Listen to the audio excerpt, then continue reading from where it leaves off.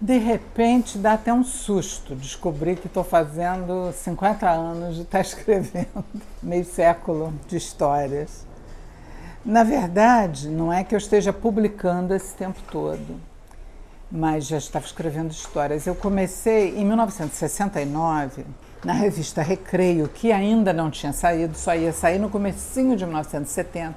Comecei a escrever aqui e depois fui para o exílio e fiquei mandando histórias de lá. Então não lembro do mês exato, não, porque não foi uma coisa que eu participei assim. Mas comecei a mandar com muita regularidade, todo mês escrevia uma história e mandava. Quando se passaram alguns anos de que eu estava escrevendo para a revista, sempre com muita continuidade, e aí escrevendo também para outras revistas que começaram a aparecer depois, foi um momento de uma expansão de revistas infantis, tinha Alegria, Bloquinho, várias outras. Mas em 76, por coincidência, foi o ano em que eu publiquei meu primeiro livro para adultos, que foi a tese de doutorado, a tese sobre Guimarães Rosa, que eu estava escrevendo enquanto estava na França, e ao voltar eu publiquei aqui. Nesse mesmo ano de 76, eu publiquei os primeiros livros infantis pela editora Abril. Foi Camilão, Comilão e outras histórias, Severino Faz Chover e outras histórias, Currupaco Papaco e outras histórias. Cada um tinha o título de uma história e várias outras. E, além disso, publiquei também a primeira história mais longa, que foi Bento que Bento é o Frade, também pela Abril, também vendido em bancas, que vendia assim 20 mil exemplares no mês, foi um fenômeno editorial dessas coleções. Depois tomei gosto por escrever, eu já vinha tomando gosto desde que estava escrevendo para Recreio. Eu gostava de lidar com essa linguagem bem brasileira, próxima da linguagem oral, da conversa de todo dia, do coloquial que a gente tem, como se fosse conversando com as crianças em casa. Eu estava com um filho pequeno, então era uma atividade muito próxima da minha brincadeira com eles ali. Estava tomando muito gosto, querendo escrever outras coisas que não cabiam na revista, eram mais longas, não tinha. Então, ao longo desse tempo, publicava as histórias na Recreio e tinha coisas mais longas que eu não sabia o que fazer com aquilo. Escrevia e guardava. Então, quando foi em 78, quer dizer, eu já estava, portanto, escrevendo há 9 anos, eu vi que tinha um concurso em Belo Horizonte, um concurso para originais inéditos, e eu mandei um dos originais que eu tinha, que era História Meio ao Contrário, e que ganhou o prêmio João de Barro. E o prêmio tinha uma parte em dinheiro e a outra parte era a publicação do livro. Então o livro saiu também.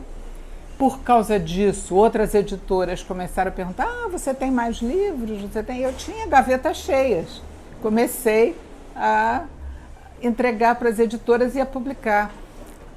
Como em 1979 foi o Ano Internacional da Criança, muitas editoras que não publicavam livros infantis procuraram livros infantis, novos originais para publicar. E aí eu tinha vários, eu estava ganhando prêmio e aí começou a expandir mais. Quer dizer, na verdade, desses 50 anos de escrever histórias que eu estou comemorando agora com muita alegria, os primeiros 7, né?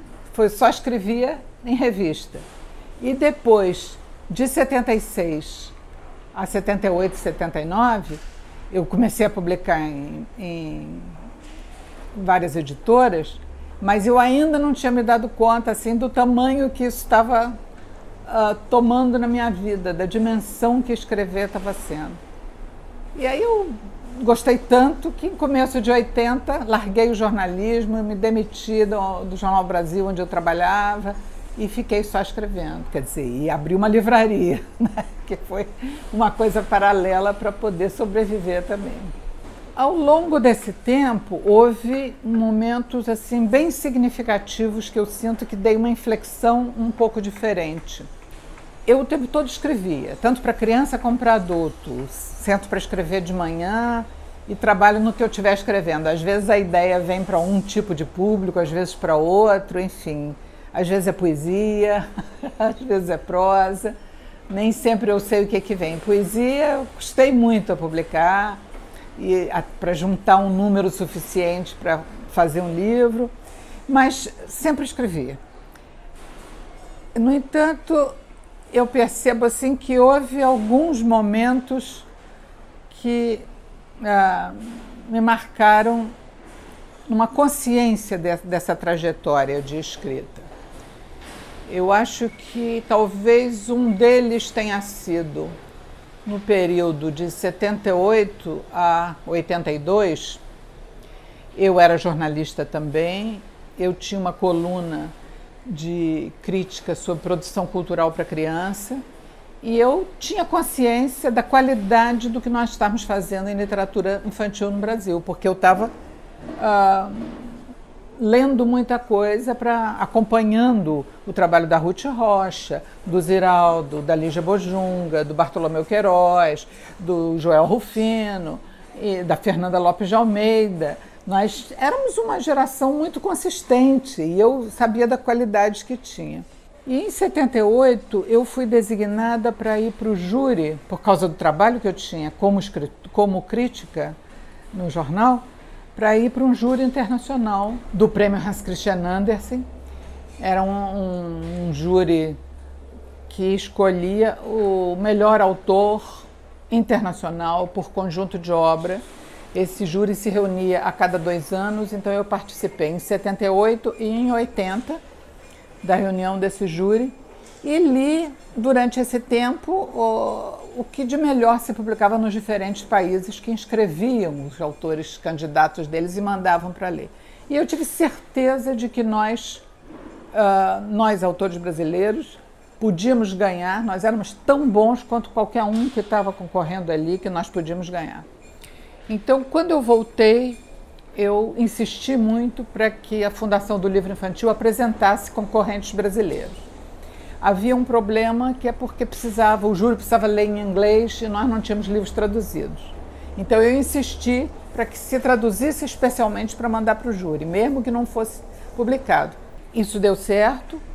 Em 1980, a nossa candidata, que era a Lígia Bojunga, ficou empatada. Só no terceiro escrutínio foi que perdeu, ela ficou numa finalíssima empatada, eu estava no júri, vi. E depois, quando eu já não estava no júri, no ano seguinte, já que era de 2 em 2 anos, o ano seguinte era 82, ela ganhou. E desde então nós sempre apresentamos candidatos, quase sempre fomos finalistas. No ano 2000 eu fui apresentada e ganhei. Recentemente o Roger Mello ganhou. O Joel Rufino e a Marina Colasanti ficaram de finalistas.